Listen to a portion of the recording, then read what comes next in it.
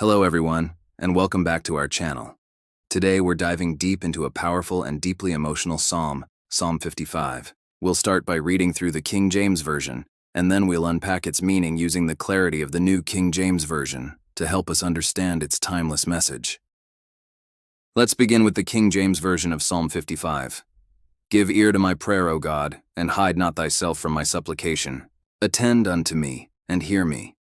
I mourn in my complaint, and make a noise, because of the voice of the enemy, because of the oppression of the wicked. For they cast iniquity upon me, and in wrath they hate me. My heart is sore pained within me, and the terrors of death are fallen upon me. Fearfulness and trembling are come upon me, and horror hath overwhelmed me. And I said, Oh, that I had wings like a dove! For then would I fly away, and be at rest. Lo, then would I wander far off and remain in the wilderness. Selah. I would hasten my escape from the windy storm and tempest. Destroy, O Lord, and divide their tongues. For I have seen violence and strife in the city. Day and night they go about it upon the walls thereof. Mischief also and sorrow are in the midst of it. Wickedness is in the midst thereof. Deceit and guile depart not from her streets. For it was not an enemy that reproached me. Then I could have borne it. Neither was it he that hated me that did magnify himself against me. Then I would have hid myself from him. But it was thou, a man mine equal, my guide, and mine acquaintance.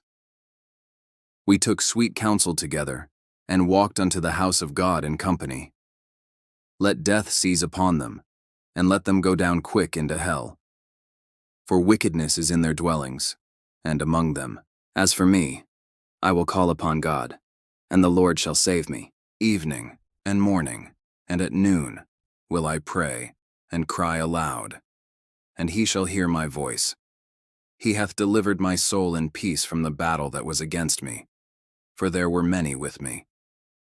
God shall hear, and afflict them, even he that abideth of old. Selah. Because they have no changes, therefore they fear not God. He hath put forth his hands against such as be at peace with him. He hath broken his covenant. The words of his mouth were smoother than butter, but war was in his heart. His words were softer than oil, yet were they drawn swords. Cast thy burden upon the Lord, and he shall sustain thee. He shall never suffer the righteous to be moved. But thou, O God, shalt bring them down into the pit of destruction. Bloody and deceitful men shall not live out half their days. But I will trust in thee. Wow, what powerful and raw emotion. Now, let's explore what David is expressing here, using the New King James Version to bring some clarity. The psalm opens with a desperate cry.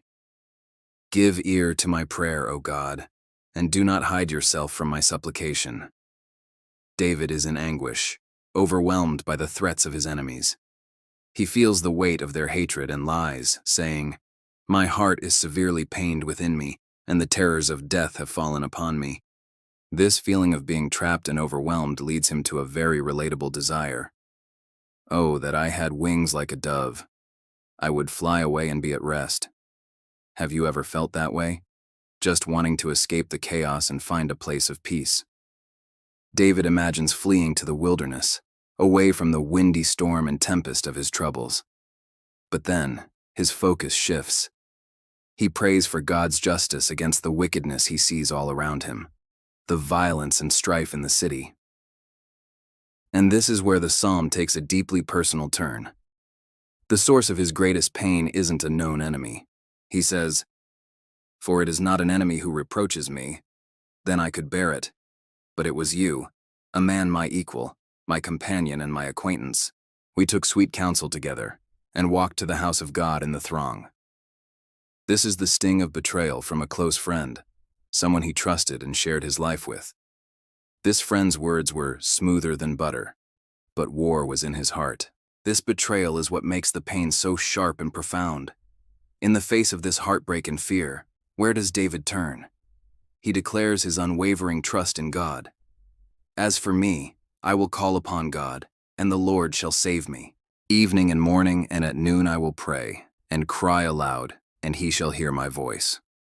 Despite the turmoil, his solution is persistent prayer and trust. And this leads us to the most famous and comforting verse of this psalm, verse 22.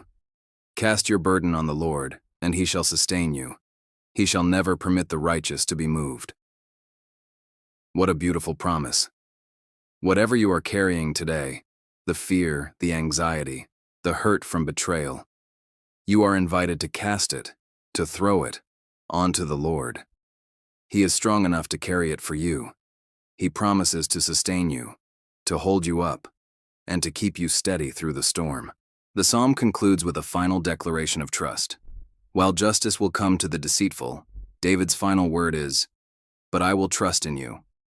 Psalm 55 teaches us that it's okay to pour out our raw emotions to God, our fear, our pain, our desire to escape, but it also shows us the ultimate solution, to persistently call on Him and to cast all our burdens upon Him, trusting that He will sustain us and give us peace. Thank you so much for joining me today to explore this incredible psalm. If this message resonated with you, please give this video a like and consider subscribing for more content like this. May you find strength to cast your burdens on the Lord this week. God bless.